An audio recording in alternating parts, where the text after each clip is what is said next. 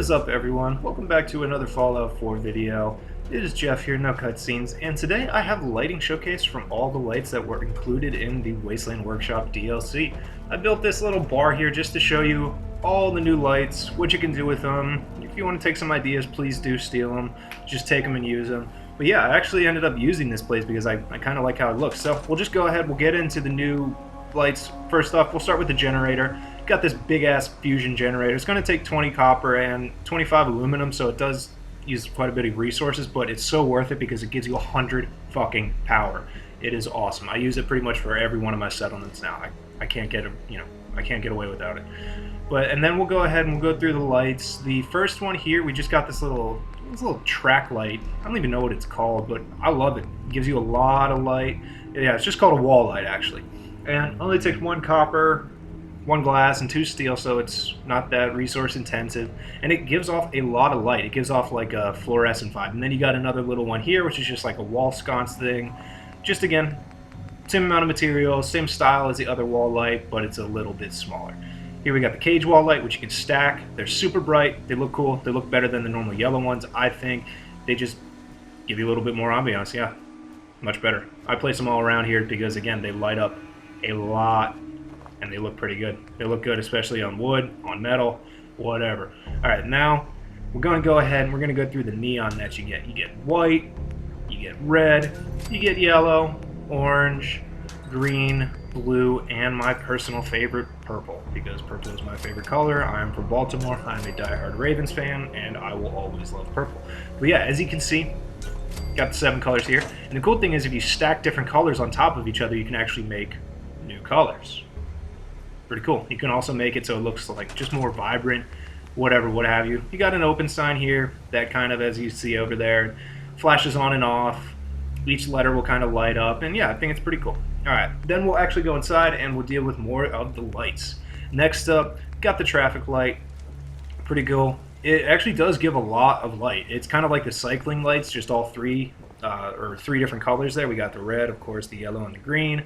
Next up, we got the table lamps, which again give off a lot of light. I love that the new objects in Wasteland Workshop give off a ton of light. And there are 2 different versions. There are one without the shade, and then there's this yellow one here, and the one without the shade is blue. The yellow one is the one with the shade, and again, they give off a good amount of light. We also have the ceiling light, which is kind of like the wall lights that we had featured earlier, but just on the ceiling. Pretty cool. We got a fancy wall light, like another wall sconce.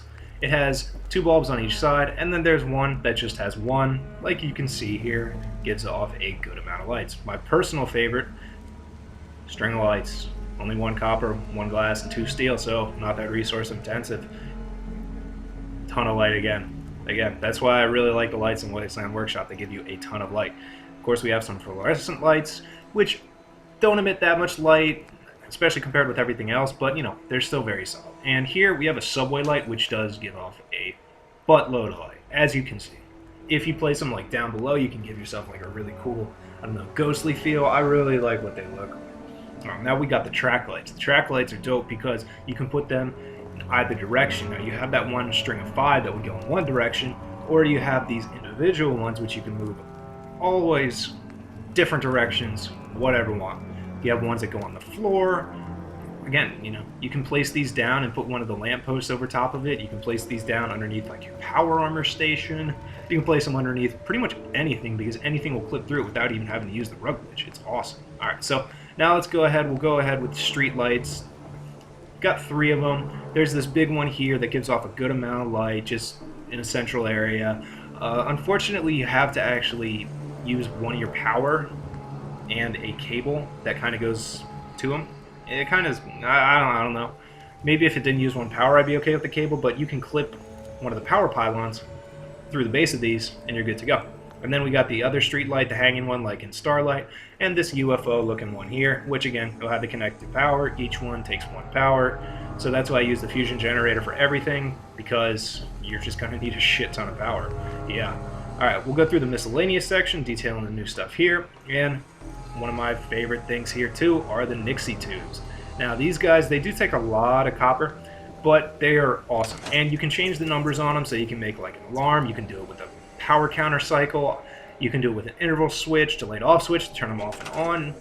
World is your oyster. It's really cool. And then we got some more of the miscellaneous here. With the light boxes, you got these new mini ones which don't actually require 1 power. You just have to link them with the copper wire. So you don't have to spend a shit ton of copper, or a shit ton of power, sorry. And then we got the cycling lights, which actually do take up 1 power, and they look like that in the back where you can change the colors. And I just made this little setup here to show what you can do with it. I have an interval switch connected to a power counter. The interval switch is also connected to 2 other of the light boxes. The power counter is connected to the middle light box, so after 3 rotations, it turns on the light box, and those 4 cycling lights that I have over there. You know, just something to show you what you can do with it. It's not too difficult. It's pretty cool. So yeah, basically I think that's it as far as the actual lights. Now we'll go ahead and show you off some of the other ambient lighting that you can do, like the candles. I love these candles. I honestly wouldn't have placed those table lamps there, but just because I wanted to show where you could put them and do everything, I just went ahead and did it. Alright, so with the candles, they require oil, and you're going to use oil pretty quickly with it. Same with the campfire there, vinyl based campfires. You can even clip that through most things.